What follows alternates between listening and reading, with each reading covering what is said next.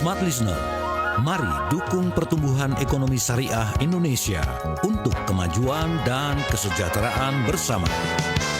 Segera kami hadirkan Smart Syariah bersama Masyarakat Ekonomi Syariah. Smart Syariah, mencerdaskan dan menginspirasi. Selamat mengikuti. Selamat malam semua listeners, Assalamualaikum warahmatullahi wabarakatuh. Anda yang mendengarkan kami di 6 kota radio Smart FM di Jakarta, Pekanbaru, Makassar, Manado, Banjarmasin, dan Balikpapan, serta Anda yang mendengarkan kami melalui streaming, Anda sedang mendengarkan Smart Syariah. Dan saya Willy Darmon akan menemani Anda selama 1 jam ke depan. Untuk Anda juga, Anda bisa menyaksikan perbincangan pada malam hari ini di YouTube channel Smart FM, karena kita sedang live streaming di sana, Smart Listeners. Dan sebagai konsumen, tentunya banyak juga ya dari kita itu ingin transparansi, bahkan Anda pelaku industri juga ingin transparansi terkait dengan asal-usul produk, kemudian proses produksi, bahkan distribusi suatu produk dari satu titik ke titik lain. Nah, yang biasa kita kenal adalah traceability, smart listeners. Kira-kira traceability dalam industri halal seperti apa, dan apakah ini merupakan peluang atau malah menjadi beban bagi UMKM? Kami ajak Anda untuk bergabung bersama kami di WhatsApp di 0812 11 12 959. Dan sekali lagi Anda bisa menyaksikan perbincangan pada malam hari ini di YouTube channel Smart FM. Sudah ada Bapak Lutfi Husin, pengurus pusat MES atau Corporate Affairs Director Lulu Group Internasional. Assalamualaikum warahmatullahi wabarakatuh, Pak Lutfi. Waalaikumsalam warahmatullahi wabarakatuh. Gimana kabarnya Pak Lutfi? Baik, alhamdulillah. Apa kabarnya Bapak? Sehat? Baik, terima kasih banyak Pak Lutfi telah bergabung bersama kami di malam hari ini. Ada juga Ibu Mutia Safitri, Kepala Bagian Asuransi Perdagangan Ekspor PT AC Indonesia. Assalamualaikum warahmatullahi wabarakatuh, Bu Mutia. Waalaikumsalam warahmatullahi wabarakatuh. Selamat malam, Mas Willy. Terima kasih Bu Mutia telah bergabung bersama kami di malam hari ini. Sebagai pembuka, saya langsung ke Pak Lutfi gitu ya. Tadi saya sempat highlight sedikit tentang konsumen dan pelaku industri yang menuntut transparansi. Nah, di era global saat ini, lantas apakah faktor yang membuat traceability itu menjadi prioritas, terutama dalam ekosistem produk halal saat ini, Pak Lutfi? Siap. Pertama-tama, Assalamualaikum warahmatullahi wabarakatuh. Terima kasih Pak Willy Darmawan, dan salam hangat untuk para pendengar Smart FM dimanapun kalian berada.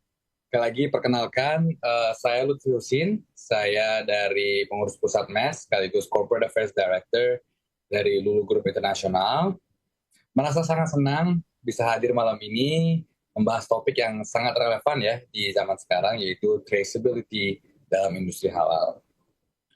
Jujur dalam beberapa tahun terakhir, saya alhamdulillah banyak terlibat dalam aktivitas ekspor-impor produk halal, termasuk daging dari India yang saya impor ke Indonesia, juga mendampingi UMKM kita ekspor ke Timur Tengah. Saya bisa bilang, frankly speaking, permintaan pasar global memang sangat demanding, Pak, transparansi kehalalan ini. Jadi sudah tidak bisa dipungkiri bahwa traceability itu very important, dan hopefully malam ini kita akan bahas apakah traceability itu peluang atau beban, dan gimana kita caranya dengan UMKM dan yang lain-lainnya biar kita tetap engage dalam ekosistem ini, ya semakin modern ini, Pak. Jadi saya berharap ya diskusi kita yang malam ini akan memberikan wawasan, knowledge untuk semua pendengar dan semua pihak, ya dengan harapan kita akan semakin maju ke depannya. Terima kasih. Ya, untuk semua listeners, Pak Lutfi, kira-kira gambaran simple traceability atau pelacakan itu gampangnya gimana sih ngebayanginnya Pak Lutfi? Dari suatu produk itu diproduksi atau tadi mungkin diekspor atau diimport, gimana nih gambarannya Pak Lutfi? Ya, simple kita ini kan traceability ini kan based on consumer needs, Pak. Terahkan dari konsumennya ya. Ya sekarang aja kalau Bapak kita konsumen gitu, apalagi di luar negeri, mereka tuh udah nggak cukup lagi Pak lihat label halal. Oke? Mereka tuh ingin tahu asal-usul produk ini secara jelas seperti apa. Mulai dari bahan baku sampai ke tangan konsumen. Disinilah konsep traceability itu penting, Pak. Saya aja ngelihat sendiri, saya mau share pengalaman ya. Kami di Lulu Group, salah satu eksportir dari India, daging kerbau terbesar ke Indonesia. Dan saya lihat sekali semua itu harus jelas, Pak. Kita diverifikasi kehalalannya oleh BPJPH. Kita bahkan dari sampai setitik brush sikat yang dipakai di RPH kita di India itu dicek, Pak, to make sure tidak ada. Kalau di brush itu kadang di beberapa negara non muslim dia pakai dari gelatinnya itu dari babi. Nah, ini yang saya sangat, momen itu membuat saya terbuka, Pak, bahwasanya traceability itu sangat penting gitu loh. Nah, ini juga sebaliknya, kayak kita ekspor produk ke Timur Tengah, ke UAE gitu misalnya seringnya, atau ke Qatar, ini sekarang semakin ketat, Pak, dari konsumen ya gitu loh. Jadi mereka simply tidak mau lihat dari hanya label halalnya saja.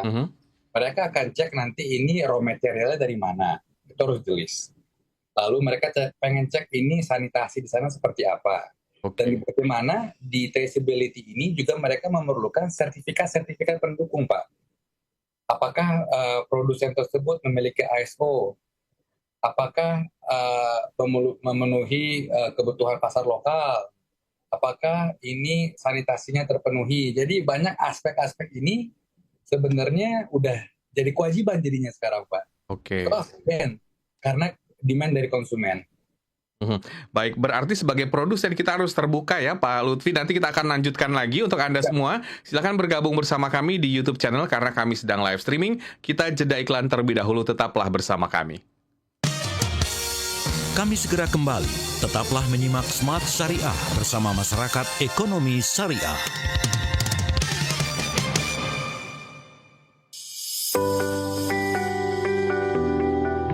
Mindset memang dari awal saya sih suka sekali yang namanya belajar. Dengarkan podcast Smart Inspiration di Spotify dan YouTube Radio Smart FM. Yuk kita saling mengingatkan diri, yuk kita saling self-correction. Dapatkan info terkini, bincang bisnis dan karir, serta inspirasi dari smart people hanya untuk Anda. Kita itu membutuhkan validasi atau membutuhkan bahwa kita itu sama dengan orang lain gitu. Kalau si A, iya temanku ini melakukan, saya kok nggak melakukan, itu berarti itu salah satu penyakit FOMO.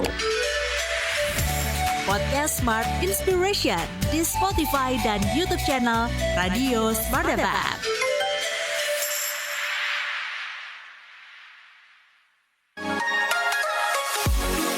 Akses berita terbaru setiap hari, terkini dan penting untuk Anda di sonora.id. Mulai dari berita terkini, berita bisnis dan ekonomi, otomotif sampai lifestyle. Tinggal pilih. Tidak ketinggalan, melalui sonora.id Anda bisa mengakses perbincangan inspirasional. Yang menyebabkan kita susah kaya itu bukan apa-apa kok, tapi adalah kita punya cara berpikir. Misalnya kerja keras tapi tidak cerdas. Ya kalau semua yang kerja keras bisa jadi kaya, semua orang yang kerja keras kaya kok. Langsung saja klik sonora.id. Younger, bolder, wiser.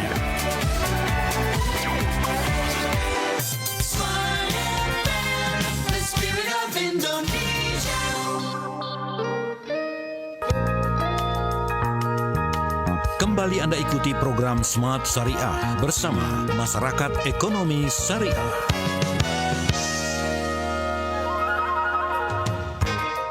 Topik kita di malam hari ini adalah traceability dalam industri halal, peluang atau beban bagi UMKM. Saya langsung ke Ibu Mutia Safitri. Nah, membahas soal teknologi modern ya Bu, yang mencatat kondisi secara real time saat ini. Bagaimana blockchain dan IoT menjadi solusi utama dalam menjamin keamanan dan transparansi dalam traceability halal ini? Oke, baik Mas Willy. Kembali ke prinsip bisnis ya Mas Willy ya. Bisnis itu yang terpenting adalah kepercayaan, baik kepercayaan dari pihak konsumen, dalam hal ini buyer, kepada pihak produsen, maupun juga kepercayaan pihak produsen terhadap buyersnya atau konsumennya juga. Nah, terkait blockchain, kenapa blockchain ini menjadi sesuatu yang menarik gitu ya, kalau kita bicara tentang transparansi data, karena memang karakteristik dari blockchain ini adalah datanya tidak bisa dimanipulasi, itu ya. Itu yang menjadi dasar kenapa blockchain ini menjadi sesuatu alternatif penyimpanan data yang memang sangat bagus dipergunakan dalam rangka kita menunjang untuk membentuk kepercayaan, dalam hal ini kepercayaan pihak konsumen maupun buyer dari si UMKM itu sendiri. Ya. Nah, lalu juga terkait dengan IoT, IoT ini kan sebenarnya kalau ngambil contohnya tuh kayak Internet of Things, suatu produk atau produsen barang, di mana dengan adanya IoT itu kita bisa melihat dari proses pembuatannya, proses pengemasannya, bahkan distribusinya itu bisa menggunakan sistem IoT ini sendiri. Jadi ini dua aplikasi yang memang saling terhubung satu sama lain. Nah, kaitannya dengan perdagangan secara langsung, pastinya dengan adanya blockchain dan dengan adanya IoT, kita punya banyak data dalam hal untuk menangani apabila terjadi dispute dalam perdagangan. Contohnya kalau buyer ngerasa, oh barang saya ini ternyata kamu buatnya nggak seperti ini gitu ya, atau gampangnya kayak sekarang deh yang ada kasus yang di domestik aja kayak salah satu ayam gitu ya, ayam goreng di Solo gitu, dan kita nggak tahu kalau ternyata itu ada kandungan non halalnya. Nah itu kan sebenarnya salah satu kendalanya itu karena memang masih konvensional banget gitu ya, cara merekam semua proses pembuatan dan lain sebagainya. Tapi kalau semua data itu bisa terekam melalui IoT dan juga bisa disimpan datanya di blockchain, itu akan membentuk kepercayaan konsumen.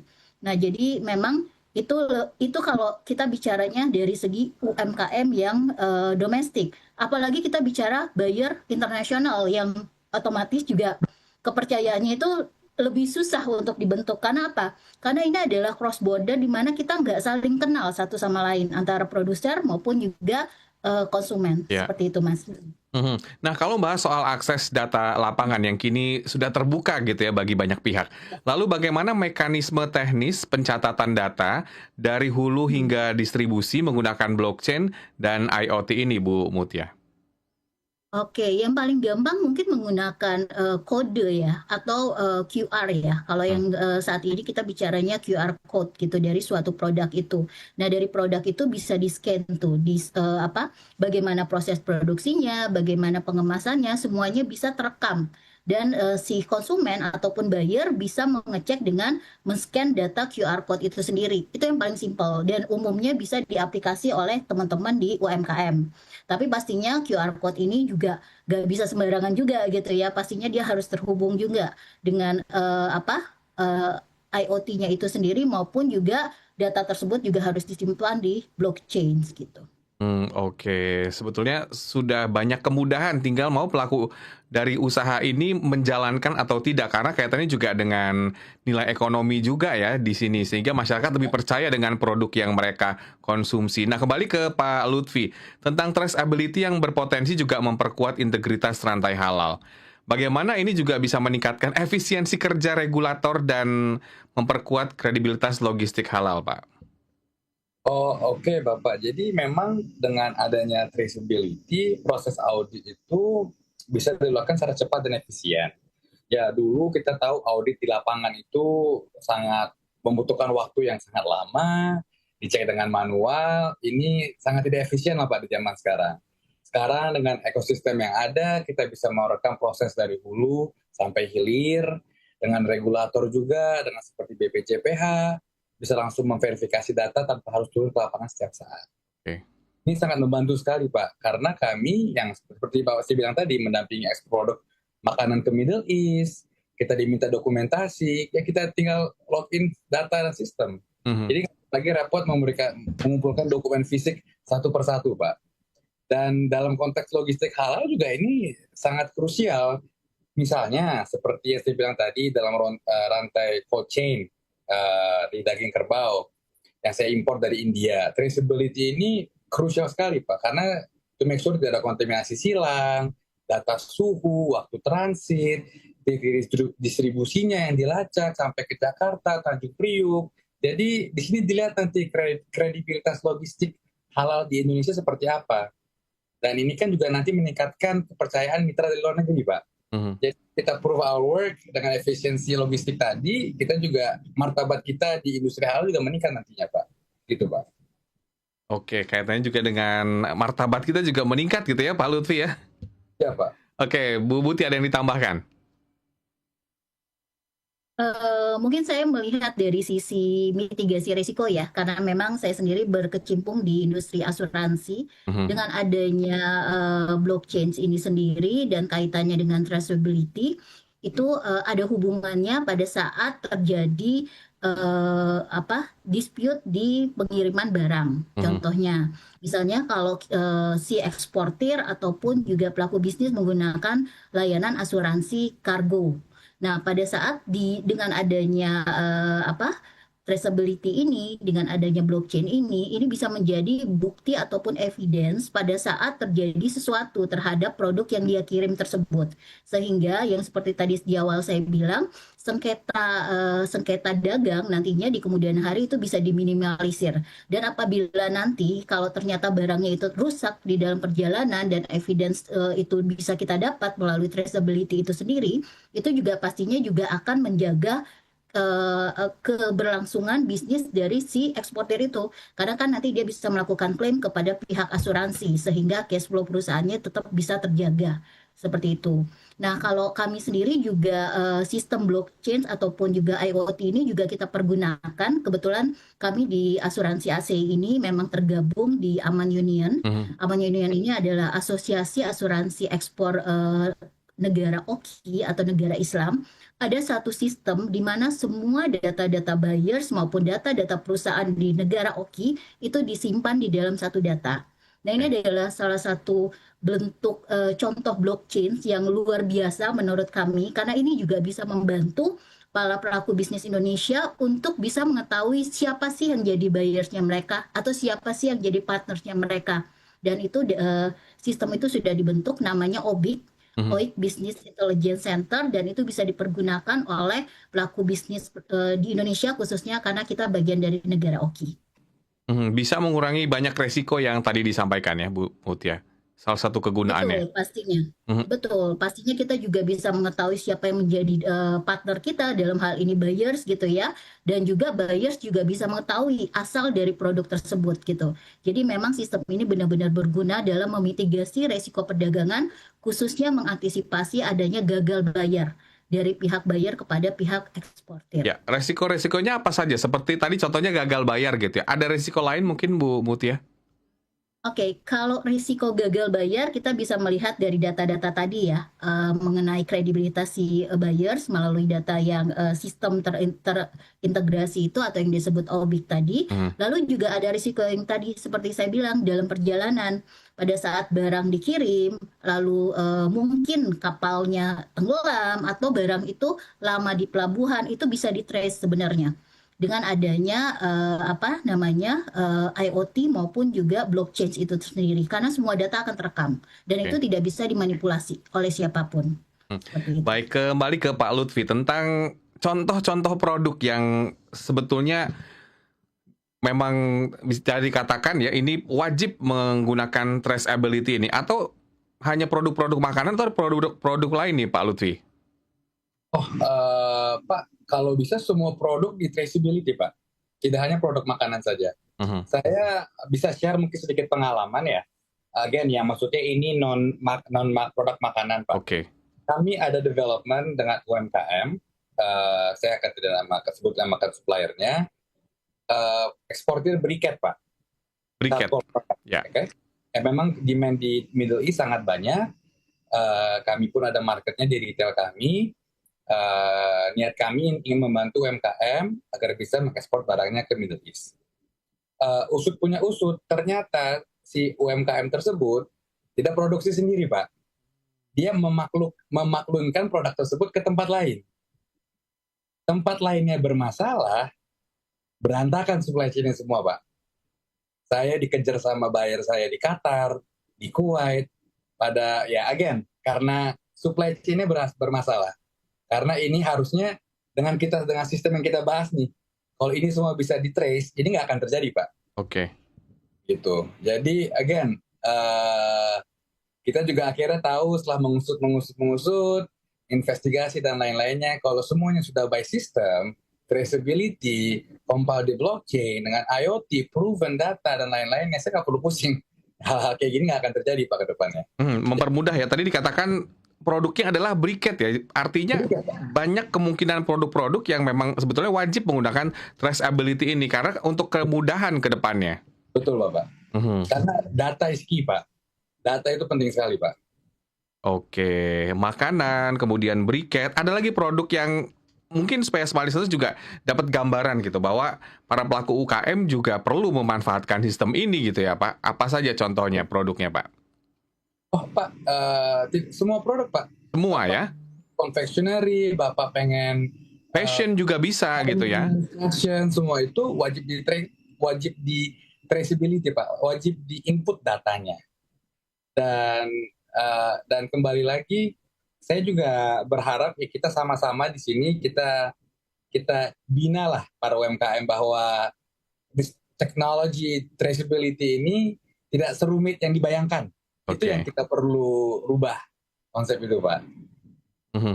Tidak serumit, malah mempermudah kita untuk ke depannya ya. Betul, mengurangi resiko-resiko. Bahkan tadi ya hal-hal yang tidak diinginkan. Masih ada sesi selanjutnya. Smart listeners silakan untuk Anda boleh ke YouTube channel Smart FM karena kita sedang live streaming di sana. Dan jangan kemana-mana, kami kembali setelah jeda berikut ini. Kami segera kembali. Tetaplah menyimak Smart Syariah bersama Masyarakat Ekonomi Syariah.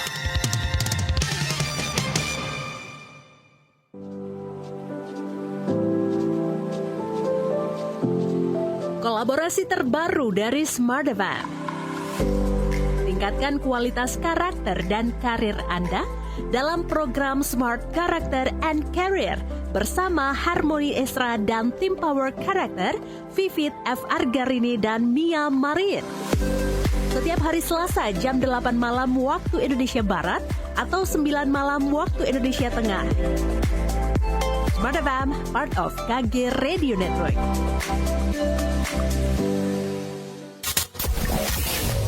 Kita atau kekayaan bersih kita itu ada pertumbuhan atau perkurangan. Kita sederhanakan gaya hidup dulu, kemudian kita naikkan passive income. 10 alasan terbesar kegagalan dalam bisnis adalah salah memilih partner. Kalau kita sudah dipanggil interview, berarti kita sudah lolos. Jadi supaya Anda konsentrasi, mungkin apa yang sedang Anda dengarkan agak skeptis.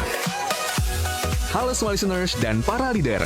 Butuh support dari pembicara yang mumpuni dan capable untuk tim Anda? Butuh pembicara yang bisa membakar semangat tim, membangun rasa percaya diri, dan membekali tim dengan skill yang ciamik? Smart FM hadir untuk Anda. Inti ego yang bagus adalah I feel okay, I feel others okay too. Karena sekarang bisa jadi yang dulunya kita ngelihatnya itu sebagai hobi, tapi sekarang saya jadi karir. Dari motifnya dia, bukan kultur. Ayo semangat, mantap-mantap. Yes, dengan nilai market cap yang kecil, tidak serta-merta perusahaan itu akan disebut gorengan. Semakin kuat di mana orang-orang itu dia percaya dengan inner circle-nya. Customer kemudian akan lebih trust. Segera hubungi kami di nomor 0812 11 12 959 atau melalui Instagram @radiosmartfm959. Bekali tim Anda untuk melangkah lebih optimis. Smart FM, Business and Inspiration. 95,9 Smart FM Business and Inspiration. Selamat siang. Smart FM Business and Inspiration. Maria Delsa pagi, siang, dan malam. Jangan merasa kesepian karena Smart FM akan hadir menemani Anda sepanjang hari ini dengan ragam informasi dan juga lagu pilihan spesial untuk Anda. Smart FM hadir menemani perjalanan Anda. Dengan jangkauan yang lebih luas, Smart FM bisa Anda dengarkan melalui stream web di radiosmartfm.com dan aplikasi Joox Music. Smart FM, the spirit of Indonesia, part of KG Radio Network.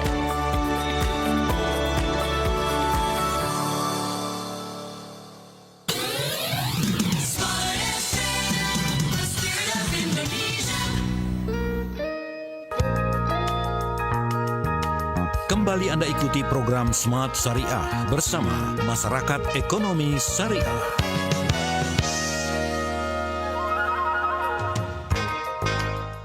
Terima kasih Anda masih bersama kami dalam Smart Syariah. Topik kita adalah traceability dalam industri halal, peluang atau beban bagi UMKM. Bersama dengan kedua narasumber ada Bapak Lutfi Husin, pengurus pusat PES atau Corporate Affairs, Director Lulu Group Internasional. Kemudian juga ada Ibu Mutia Safitri, Kepala Bagian Asuransi Perdagangan Ekspor PT AC Indonesia. Dan kita lanjutkan diskusi pada malam hari ini. Smart Listeners, saya kembali ke Pak Lutfi tentang pemahaman teknologi yang masih bisa dikatakan sedikit rendah gitu ya, dan masih menjadi kendala karena Indonesia ini sangat luas gitu ya Pak ya. Apa tantangan yang sering dihadapi UKM dalam menerapkan traceability ini dan bagaimana solusi praktisnya? Oke, kembali lagi seperti yang tadi saya bilang, UMKM ini masih sering merasa teknologi traceability itu rumit dan mahal Pak. Jadi orang dengar kata blockchain aja awam banget rasanya. Ini hal-hal yang kita harus sering terus membina lingkungan kita, membina kawan-kawan kita agar lebih paham terkait konsep seperti ini. Dan pengalaman saya juga membina UMKM untuk ekspor, banyak kok Pak yang berhasil juga. Dan pendekatannya itu kadang bisa lebih simpel daripada yang kita bayangkan. Mereka bisa gunakan QR code, mereka bisa pakai free services dari Google Sheets. Hal-hal seperti ini hal-hal yang sebenarnya simple, yang bisa membuat mereka familiar dengan konsep traceability ini. Dan ini bisa menjadi entry point untuk menunjukkan komitmen mereka agar menjaga transparansi dalam berbisnis. Dan tantangan lainnya juga menurut saya di mindset, Pak. Ini krusial, Pak. Jadi para pelaku usaha UMKM ini banyak yang berpikir, wah ini traceability hanya perusahaan-perusahaan besar doang. Hanya perusahaan-perusahaan yang pabriknya besar dan lain-lainnya. Padahal justru UMKM itu ini untuk biar jadi juara di market, dia harus bisa transparan Pak, menunjukkan traceability-nya. Dan apalagi kalau misalnya dia nanti masuk di dunia e-commerce, di marketplace, itu udah jadi hal yang wajib gitu loh, to prove their product is legit, to prove their product is real, to prove their product is good. Dan dari kita semua, dari MES, dari kementerian, dari lembaga-lembaga terkait, dari ACI, ya kita bisa melakukan pelatihan yang intensif dengan case study. Kita juga bisa memberikan akses platform, platform traceability yang mungkin lebih terjangkau untuk semua masyarakat. Dan hopefully ya kita bisa lakukan ini semua bersama-sama Pak. Karena ya kalau sendiri aja kita jalannya cepat Pak. Kalau bareng-bareng kita jalan jauh, Pak. So alone you go fast, but together we go far, Pak. That's it. Setuju. Tadi disampaikan soal platform gitu ya. Kalau kita mencontoh negara-negara lain, yang paling dekat misalnya Malaysia, apakah mereka juga sudah sangat menerapkan ini, Pak Lutfi? Atau sudah ada sistem yang sangat mudah diakses para UKM? Seperti apa, Pak? Jujur, Pak, kalau untuk market Malaysia, saya kurang paham. Tapi untuk market UAE, traceability ini sudah sangat diterapkan, Pak. Misalnya, saya mau ambil contoh di produk unggas telur, Pak. Jadi, UAE ini salah satu konsumen telur terbesar juga, Pak, di Timur Tengah. Dia produk lokal telur, maksudnya mereka ada produksi dalam negeri, mereka ada impor dari Brazil, mereka ada impor dari Turki. Dan melalui sistem traceability, mereka bisa menemukan defect dari produsen dari beberapa negara import mereka pada umumnya. Nah, itu malah qadarullah jadi momentum buat kita, Pak. For the first time, Indonesia took that opportunity berdasarkan kerjasama dengan traceability konsep tadi, dengan Kementerian Pertanian dan Peternakan dan Kementerian UAE juga, kita manage to export telur, Pak, dari Indonesia untuk market UAE. Karena tadi traceability ini. Jadi mereka langsung tahu, wah, telurnya defect nih dari negara-negara ini. Coba negara mana yang kira-kira masih terbuka, langsung Indonesia untuk the opportunity, dan alhamdulillah kita berhasil ekspor, Pak. Ini just to show how important is traceability, Pak. Baik. Kembali ke Ibu Mutia ya, tentang risiko teknis. Nah, ini yang memerlukan juga langkah mitigasi. Risiko teknis apa yang masih mengancam traceability halal dan strategi mitigasi apa yang paling efektif, Bu Mutia? Baik, yang pasti yang risiko yang dihadapi adalah kesalahan input data. Itu juga jadi salah satu risiko yang bisa dihadapi oleh para pelaku UMKM. Nggak cuma UMKM sih, semua pelaku bisnis yang menggunakan sistem IoT maupun juga blockchain. Lalu juga kembali tadi yang disampaikan oleh Pak Lutfi terkait dengan mindset gitu ya, karena pasti kalau bicara UMKM mereka berpikir kaitan blockchain ini, wah ini sulit nih, kalimatnya aja udah susah, Sudah udah berat ya. apalagi apalagi dipelajari gitu. Jadi udah dari awal aja udah punya mindset seperti itu. Nah, itu tuh yang menjadi akan menimbulkan resiko nantinya pada saat si orang tersebut tidak belajar, sedangkan mau tidak mau teknologi itu harus diterapkan, otomatis kan kesalahan-kesalahan dalam melakukan input data itu menjadi hal yang krusial. Bahkan nggak cuma masalah input data, tapi juga terkait dengan penggunaan data tersebut juga mereka jadinya bingung harus seperti apa. Jadi kembali ke kemampuan dari si penggunanya itu sendiri atau human capitalnya itu sendiri. Lalu juga risiko-risiko lain ya paling yang juga nggak kalah penting adalah biasanya serangan-serangan cyber ya, yang mungkin hackers dan lain sebagainya, itu memang jadi salah satu risiko juga yang memang dihadapi oleh pengguna blockchain maupun juga pengguna IoT yang ada saat ini, khususnya untuk pelaku bisnis UMKM. Karena kenapa saya bilang hackers ataupun serangan cyber ini menjadi satu risiko yang bakal akan mereka hadapi. Umumnya teman-teman UMKM ini kan biasanya terkendala, isu yang sering terjadi adalah terkait dengan cost. Nah, otomatis juga pada saat mereka menggunakan sistem tersebut, pastikan mereka akan mengurangi atau mereduce cost seminimal mungkin gitu ya. Bagi mereka keamanan data itu bukan menjadi sesuatu yang penting dulu saat ini gitu kan. Jadi memang edukasi maupun sosialisasi mengenai penerapannya maupun juga manfaat ataupun benefit dari penggunaan blockchain dan IoT ini memang harus terus-menerus dilakukan. Dan selain itu juga hambatan kita yang lainnya adalah jaringan internet atau penggunaan internet itu masih belum merata di Indonesia gitu. Masih banyak daerah-daerah yang belum mendapatkan fasilitas internet yang stabil atau yang baik gitu kan.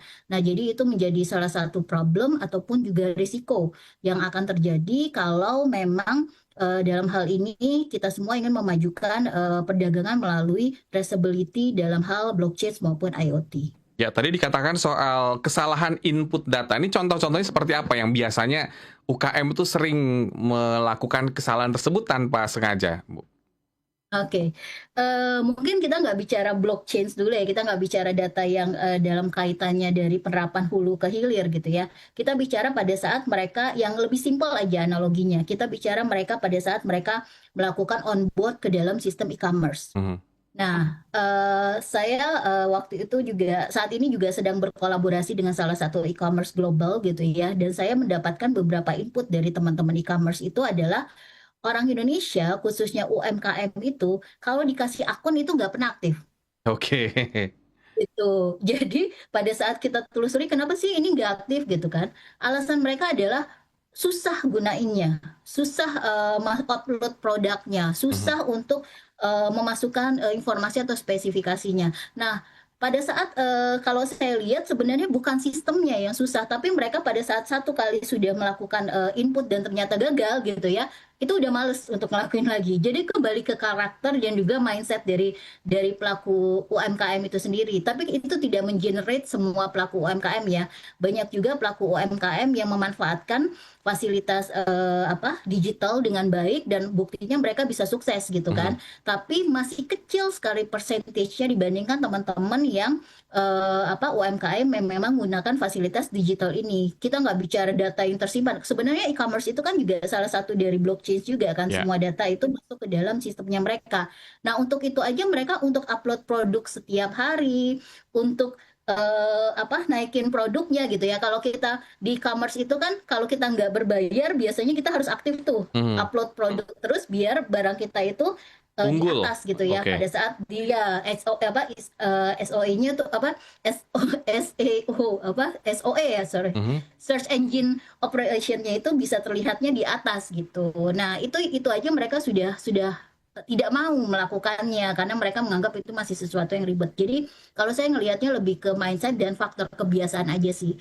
Edukasi dan sosialisasi terkait digitalisasi itu udah harus dan udah sifatnya mandatory. Udah nggak bisa lagi ada bisnis yang mau ngerasa dengan manual atau konvensional mereka bisa hidup di zaman ini. Itu udah nggak bisa lagi. Oke, jadi adaptasi yang harus sangat cepat gitu ya di masa sekarang, terutama bagi UKM. Kembali ke Pak Lutfi. Pak Lutfi, dari pengalaman Pak Lutfi di lapangan, dari UKM-UKM yang mungkin kita mendengarkan gitu ya, soal mungkin kurang ramah terhadap teknologi gitu ya, atau kurang terbiasa dengan teknologi, mungkin kendala-kendala apa yang biasanya dihadapi pada UKM-UKM, terutama yang mungkin baru mulai atau mungkin masih dalam skala yang kecil gitu? Oke, jadi beberapa kendala yang kami lihat di lapangan, Pak. Again, mindset yang masih mungkin outdated. Again, seperti melihat bahwa konsep blockchain itu rumit, susah, dan untuk merubah sistem business culture itu kadang juga rumit, Pak. Karena mereka sudah terbiasa dengan konsep bisnis, konsep berdagang yang manual ya, kalau bisa dibilang, yang sebenarnya yang mereka sudah sangat nyaman. Padahal ada konsep yang mereka tinggal pelajari sedikit, akan memudahkan pekerjaan mereka ke depannya. Jadi ini yang kita terus berusaha educate, kita terus berusaha again kolaborasi antar lembaga dan segala macam agar ya kita bisa kerja lebih efisien, Pak, ke depannya. Kenyamanan yang sudah terbiasa gitu ya, kenyamanan masa-masa lalu gitu. Padahal dengan mempelajari teknologi atau beradaptasi sedikit, itu bisa menimbulkan atau lebih tepatnya memunculkan peluang baru yang lebih besar ya, Pak Lutfi? Setuju. Karena banyak buyer-buyer dari luar negeri itu merupakan satu pasar yang sangat besar ya, Pak? Ya, Pak. Oke, baik. Masih ada sesi selanjutnya, Smart Listener, untuk Anda. Jangan kemana-mana, Smart Syariah akan kembali. Tetaplah bersama kami di malam hari ini. Kami segera kembali. Tetaplah menyimak Smart Syariah bersama Masyarakat Ekonomi Syariah.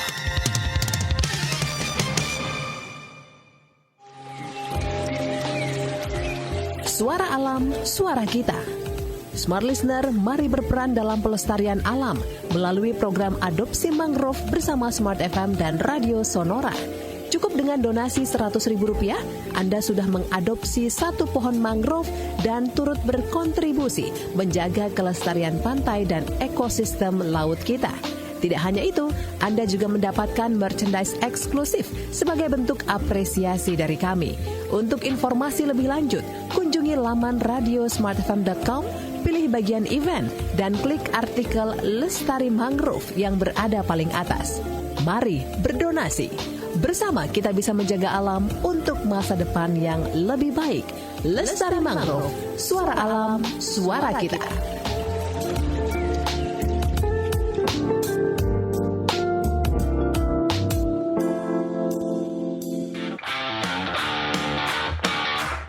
Program baru Smart FM, Brand Adventure Kebanggaan Indonesia. Bersama brand aktivis Arto Biantoro. Setiap hari Rabu jam 8 malam waktu Indonesia Barat atau jam 9 malam waktu Indonesia Tengah. Bukan cuma ngobrol, bukan cuma hahaha. Ada sesuatu yang lebih dalam yang ingin kami bagikan untuk Anda di Brand Adventure Kebanggaan Indonesia. Program ini juga bisa Anda simak di YouTube channel Radio Smart FM, live streaming via aplikasi Joox Music dan radiosmartfm.com. Yuk bergabung tiap Rabu jam 8 malam waktu Indonesia Barat atau 9 malam waktu Indonesia Tengah. Smart FM, Business and Inspiration, part of KG Radio Network. Smart Listener, perilaku konsumen dan landscape penjualan berubah secara signifikan. Banyak tantangan baru yang dihadapi Salesforce saat ini. Mulai dari pelanggan yang lebih kritis, proses penjualan yang tidak lagi linear, persaingan semakin terbuka dan efisiensi di berbagai lini. Jawab tantangan ini dengan pemahaman baru bersama Indonesia Favorite Trainer and Seminar Speaker, James Gui, dalam Smart Business Lunch Sales Zaman Now. Selasa 22 Juli 2025, jam 9.00 sampai dengan 13.00 waktu Indonesia Barat. Manfaatkan early bird Rp590.000, kesempatan terbatas. Daftar sekarang dan dapatkan buku James Kui hanya untuk 10 pendaftar pertama. Tempat terbatas.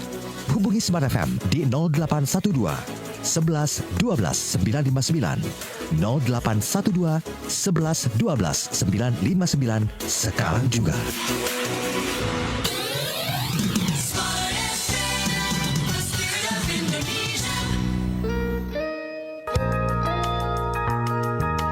Kembali Anda ikuti program Smart Syariah bersama Masyarakat Ekonomi Syariah. Tidak terasa sudah masuk sesi terakhir di malam hari ini. Smart Listeners, topik kita adalah traceability dalam industri halal, peluang atau beban bagi UMKM. Dan saya kembali ke Pak Lutfi soal kolaborasi stakeholder yang juga menjadi kunci untuk keberlanjutan. Nah, bagaimana sinergi antara regulator dan pelaku industri dalam mendukung implementasi sistem traceability halal ini, Pak Lutfi? Well, kita bicara sinergi, Pak. Well, kuncinya ada di koordinasi dan kepercayaan. Kami di MES melihat pentingnya regulator seperti BPJPH, Kementerian Pertanian, Kementerian Perdagangan, ini bisa bekerja erat dengan pelaku industri, baik di skala besar maupun UMKM. Yang saya lihat salah satu contoh sukses adalah ketika BPJPH bekerja sama dengan importir daging kerbau, dengan otoritas India, untuk memastikan bahwa seluruh rumah potong di sana melakukan memenuhi standar halal dan melakukan traceability dari Indonesia. Ini semua hasil dari komunikasi yang baik antara semua pihak. Kedepannya, saya yakin kita bisa kerjasama dan kita perlu wadah yang kolaboratif. Macam forum lintas sektor yang memungkinkan diskusi rutin sama antara regulator, pelaku industri, penyedia teknologi, dan asosiasi halal. Dengan begitu, traceability bukan sekedar tuntutan teknis, tapi bagian dari ekosistem halal nasional yang adaptif dan kompetitif di mata dunia. Kurang lebih seperti itu, Pak. Bagian dari ekosistem halal. Nah, dalam hal ini juga penting ya untuk stakeholder, kemudian juga pemerintah mempermudah sebetulnya, Pak Lutfi, untuk para pelaku UKM ini. Betul, Pak. Apakah mungkin dibutuhkan semacam aplikasi atau website gitu, Pak? Betul, Pak. Sama kayak misalnya kita lihat pas COVID kemarin, Pak, ya. Ambil contoh. Kita dipaksa semua memakai Peduli Lindungi, Pak. Yes. Dari Bapak mau ke mall, Bapak mau ke parkiran, pakai Peduli Lindungi. Itu kan konsep traceability ada di situ, Pak. Di-trace Bapak kemana, di-trace berapa orang masuk di situ. Nah, kalau kita bisa bekerja sama, kayak we can create the same thing with business. Ekosistem ini kita bisa create, Pak. Kalau kita sama-sama menyadari betapa pentingnya konsep ini untuk diberlakukan di sektor supply chain bisnis di Indonesia dan di secara global. Begitu, Pak. Oke, nah saya kembali ke Ibu Mutia. Untuk menguatkan perannya di masa depan, strategi kolaboratif apa yang dibutuhkan nih, Bu, agar traceability halal ini bisa diadopsi secara nasional dan dikenal global? Oke. Sebenarnya gini, Mas Willy, saya tuh pernah ikut salah satu seminar terkait dengan digitalisasi dari supply chains ini sendiri ya, khususnya ekspor. Waktu itu khusus untuk negara-negara ASEAN.